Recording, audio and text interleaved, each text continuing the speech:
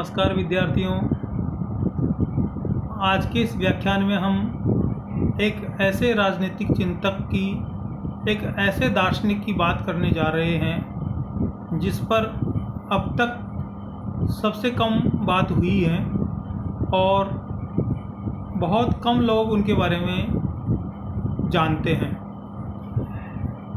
पिछले कुछ वर्षों से कोटा विश्वविद्यालय के बीए पार्ट तृतीय की परीक्षाओं के सिलेबस में राजनीति विज्ञान विषय के अंतर्गत यह एक नया टॉपिक जोड़ा गया है।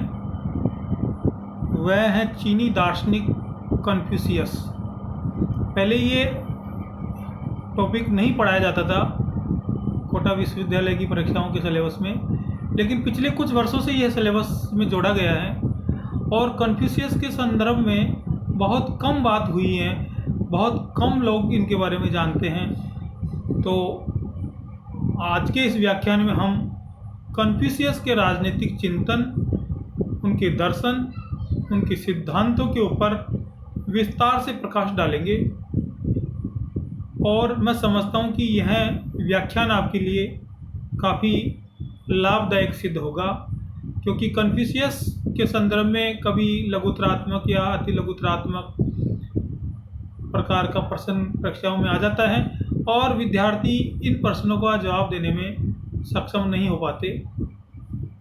तो आइए हम बात करते हैं महान चीनी दार्शनिक कन्फ्यूशियस की। दुनिया की प्राचीन सभ्यताओं वाले देशों में चीन भी अपना प्रमुख स्थान रखता है।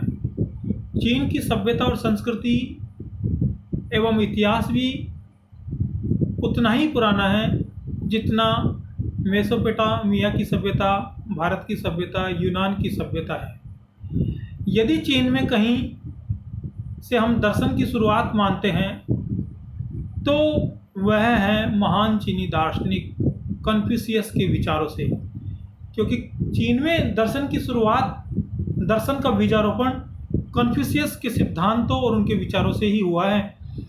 और मैं समझता हूँ कि कन्फ्यूशियस चीनी इतिहास के प्रथम सर्वमान्य दार्शनिक एवं राजनीतिक चिंतक भी होंगे। कन्फ्यूशियस के संदर्भ में हम बात करेंगे। इसके लिए मैंने ये जो मेरी पीपीटी है इसको बड़े विस्तार से, बड़ी डिटेल से मैंने बनाया है और इसमें मैंने 7 भागों में कन्फ्यूशियस के ऊपर चर्चा करने के लिए सिद्धांतों को, विचारों को वर्गीकृत किया है, जिसमें पहला है कन्फ्यूशियस का जीवन परिचय। दूसरा, कन्फ्यूशियस के समय की परिस्थितियाँ, उनके समय क्या परिस्थितियाँ थी। तीसरा, कन्फ्यूशियस की प्रमुख रचनाएं। चौथा, कन्फ्यूशियस के प्रमुख दार्शनिक विचार। पांचवा, कन्फ्यूशियस के दार्शनिक चिंतन का आधार। छठा, कन्फ्यूशियस के राजनीतिक विचार और लास्ट, कन्फ्यूशियस के शिक्षा संबंधी विचार। इन सभी विषयों पर हम बारी बारी से एक एक करके चर्चा करते हैं। सबसे पहले कन्फ्यूशियस का जीवन परिचय। महान चीनी दार्शनिक कन्फ्यूशियस का जन्म 550 ईसा पूर्व में हुआ। मात्र 3 वर्ष की अवस्था में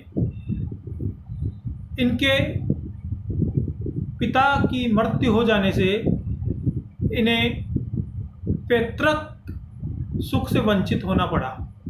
घर की आर्थिक स्थिति अच्छी नहीं होने के कारण उन्हें बचपन में बहुत निर्धनता की पीड़ा भी सहनी पड़ी।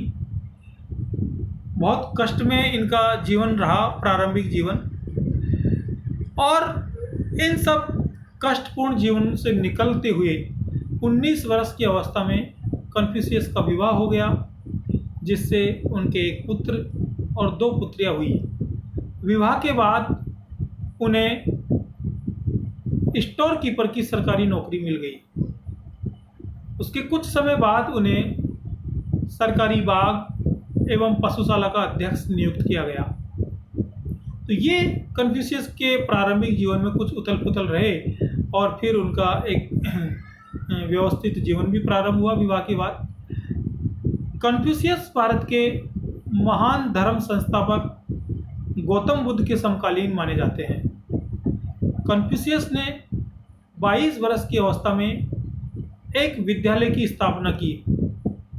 यहीं से इस संस्था के माध्यम से उन्होंने समाज में सदाचार, सुशासन एवं दार्शनिकता के सिद्धांतों का प्रतिपादन व प्रचार प्रसार करना प्रारंभ कर दिया और यहीं से अपने मौलिक नवीन सिद्धांतों और नवीन दार्शनिक विचारों का एक सर्जन करना प्रारंभ कर दिया और बाद में उनका जनता के बीच प्रचार प्रसार करना प्रारंभ कर दिया। कन्फ्यूशियस ने अपनी शिक्षा संस्थान में धनी विद्यार्थियों से बहुत अच्छा शुल्क लेते थे, काफ़ी मोटी फीस लेते थे, लेकिन वह निर्धन विद्यार्थियों को उनकी पढ़ाई में पूरा सहयोग भी करते थे। यानी इनका ये सिद्धांत था कि धनी विद्यार्थियों से पढ़ाई के बदले अच्छा फीस या मोटी रकम लेकर उस पैसे को गरीब विद्यार्थियों की पढ़ाई में खर्च करने का इनका मंतव्य रहा, क्योंकि कन्फ्यूशियस खुद भी प्रारंभ में बहुत गरीबी की स्थिति से निकल कर आए हैं, तो इसलिए इनकी ये धारणा रही होगी कि किसी न किसी प्रकार से गरीब विद्यार्थियों की मदद की जाए। लगभग 71 वर्ष की अवस्था में 479 ईसा पूर्व में इस महान चीनी दार्शनिक की मृत्यु हो गई। लगभग 71 साल की अवस्था तक ये रहे और इनकी मृत्यु हो गई। कन्फ्यूशियस की रचनाओं के संबंध में हमें कोई प्रमाणिक जानकारी उपलब्ध नहीं है। अभी हम कन्फ्यूशियस की प्रमुख रचनाओं की बात करेंगे।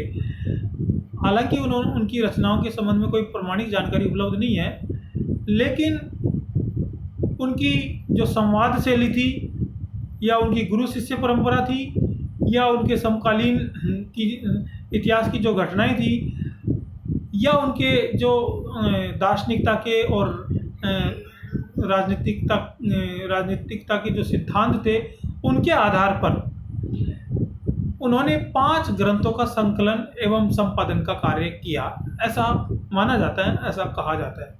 और वे 5 ग्रंथ कन्फ्यूशियस की 5 प्रमुख रचनाएं मानी गई। उनका नाम है, पहली सुचिड़, सीचिड़, तीसरी ईचिड़, चौथी लीची, 5वीं छुन एवं छयु। ये 5 उनकी रचनाएं रही। ये चीनी भाषा में है, इनका अर्थ आपके समझ में नहीं आएगा, लेकिन आगे मैंने इनमें से कुछ पुस्तकों के अर्थ सहित व्याख्या बताई है, तो वहाँ मैं इनको समझाने की कोशिश करूँगा।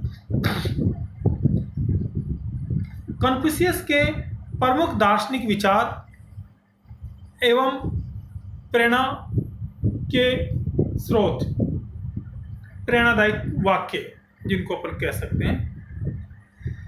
देखिए, कन्फ्यूशियस की बहुत सी कोटेशन बहुत प्रसिद्ध हैं, जिनका अपने व्यक्तिगत आचरण में अनुगमन करने पर मैं कह रहा हूँ कि बहुत सी समस्याओं का अपने आप समाधान हो जाएगा।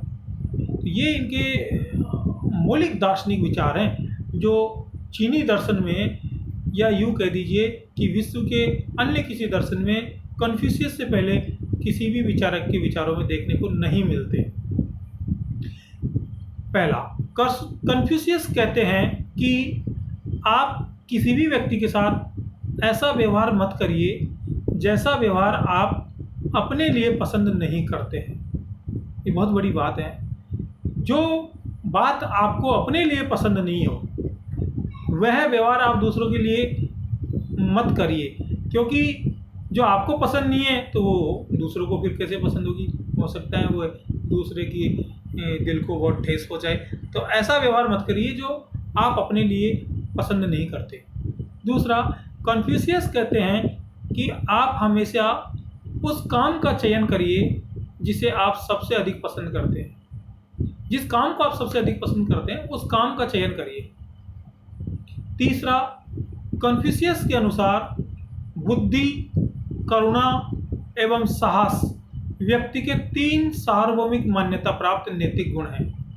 उन्होंने देखो बुद्धि, करुणा और साहस को व्यक्ति के 3 सार्वभौमिक नैतिक गुण बताया है। Universal truth, universal moral action उन्होंने बताया व्यक्ति का। चौथा, कन्फ्यूशियस के अनुसार महानता कभी ना गिरने में नहीं है, बल्कि हर बार गिरकर उठ जाने में है। तो वह वहाँ से महानता मानी जाएगी। जो कहे कोई व्यक्ति ये कहे कि मैं बहुत कभी नहीं गिर सकता, मैं कभी नहीं गिरता, या मैं कभी असफल नहीं होता, उसमें महानता नहीं है, बल्कि महानता उसमें है कि असफल होके सफल हो जाए, गिरकर संभल जाए या पढ़कर उठ जाए, तो उसमें महानता है। ये ऐसा कन्फ्यूशियस कहते हैं, और ये व्यवहारिक जीवन में भी यथार्थ है, सत्य है। कन्फ्यूशियस कहते हैं कि एक शेर की बजाय हमेशा एक दमनकारी सरकार से डरना चाहिए। ये बहुत बड़ी बात है कि शेर से इतना खतरा नहीं है जितना दमनकारी सरकार से। तो कह रहा है कि शेर की प्रकृति तो अपने को पता है कि शेर क्रूर होता है और इसके नज़दीक जाने से ये हमको मार कर खा सकता है, लेकिन दमनकारी सरकार का पता भी नहीं होता कब आपके ऊपर अत्याचार हो जाए, क्रूरता हो जाए, पता भी नहीं चलता। तो एक दमनकारी सरकार से अधिक डरना चाहिए। कन्फ्यूशियस के अनुसार हर चीज़ में खूबसूरती होती है, लेकिन उसे हर कोई नहीं देख पाता। ये कन्फ्यूशियस का बहुत बड़ा विचार है। वो कहते हैं कि हर चीज़ खूबसूरत होती है, लेकिन उस खूबसूरती को हर कोई व्यक्ति नहीं पहचान सकता, हर कोई व्यक्ति नहीं देख पाता, क्योंकि खूबसूरती को देखने के लिए भी एक खूबसूरत दिमाग और खूबसूरत दिल होना आवश्यक है। कन्फ्यूशियस कहते हैं कि मैं सुनता हूँ और भूल जाता हूँ, मैं देखता हूँ और याद रखता हूँ, मैं कहता हूँ और समझ जाता हूँ। ये कन्फ्यूशियस की कोटेशन है, इनका एक दार्शनिक सिद्धांत है कि मैं सुनता हूँ और भूल जाता हूँ। कोई भी नकारात्मक विचार जब कोई व्यक्ति सुनता है तो उसको वास्तव में भूल जाना चाहिए। मैं देखता हूँ और याद रखता हूँ, क्योंकि मैं जो देखता हूँ वो सत्य घटना मैं मेरी आंखों से देखा, महसूस किया, तो मैं उसको याद रखता हूँ। मैं करता हूँ और समझ जाता हूँ, और जो काम मैं करता हूँ फिर उसको मैं अच्छे से समझ जाता हूँ, करके मैं अच्छे से उसको समझ जाता हूँ। कन्फ्यूशियस का ये बड़ा फेमस कोटेशन है। कन्फ्यूशियस का अगला विचार, कन्फ्यूशियस के अनुसार हम 3 तरीके से ज्ञान अर्जित कर सकते हैं। ध्यान से सुनिए आप लोग, हम 3 तरीके से ज्ञान अर्जित कर सकते हैं। पहला, चिंतन करके, जो सबसे सही तरीका है, चिंतन करके, कोई चिंतन करो। दूसरा, अनुकरण करके, दूसरों का अनुकरण करके, अनुगमन करके, जो सबसे आसान तरीका है, क्योंकि दूसरों के बताए हुए रास्ते पर चलना, दूसरों के कहे अनुसार सीखना, तो ये सबसे आसान तरीका है। और तीसरा, अनुभव से सीखना, जो सबसे कष्टकारी है, क्योंकि अनुभव व्यक्ति जैसा लेता है वह जरूरी नहीं वैसा अनुभव उसका हो वास्तविक जीवन में। अनुभव से सीखना, और किसी बात को अगर अनुभव से आप सत्य की कसौटी पे परखोगे तो उसके लिए आपका बौद्धिक स्तर और उसके लिए आपका चिंतन का स्तर बड़ा उच्च होना चाहिए। तो इसलिए कन्फ्यूशियस कहते हैं कि अनुभव से सीखना ये बड़ा कष्टकारी है और सबसे मुश्किल चीज़ इन्होंने बताई। तो ये कन्फ्यूशियस के कुछ प्रमुख दार्शनिक विचार मैंने आपको बताए, कुछ प्रसिद्ध कोटेशंस, कुछ प्रसिद्ध प्रेरणादायक वाक्य मैंने आपको बताए, जिनका अगर आज भी हम व्यवहारिक जीवन में पालन करें तो मैं समझता हूँ कि जीवन की काफ़ी समस्याओं का समाधान स्वतः ही हो जाएगा। आपने मेरी बात को ध्यान से सुना, उसके लिए आपको धन्यवाद। कन्फ्यूशियस के संबंध में आगे की चर्चा हम अगले व्याख्यान में करेंगे। यदि आपको मेरा यह वीडियो पसंद आया तो इसे लाइक करिए, शेयर करिए और सब्सक्राइब कर दीजिए। धन्यवाद।